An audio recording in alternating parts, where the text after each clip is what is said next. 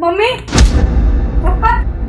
અરે બેટા શું થયું બેટા શું થયું તને કેમ રડે છે પપ્પા તું સ્કૂલેથી આવતી હતી ને તો એક ગુંડાએ મારી સાથે બળજબરી કરી એ તો સારું થયું કે મારા મોમાઈની કૃપાથી એને મને બચાવી લીધી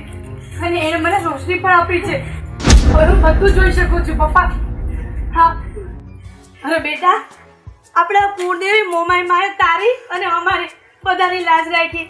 જય હો માં મોમાઈ જય હો હા પણ એ અધર્મી કોણ હતો બેટા આ ભાવેશભાઈનું ઘર છે ને હા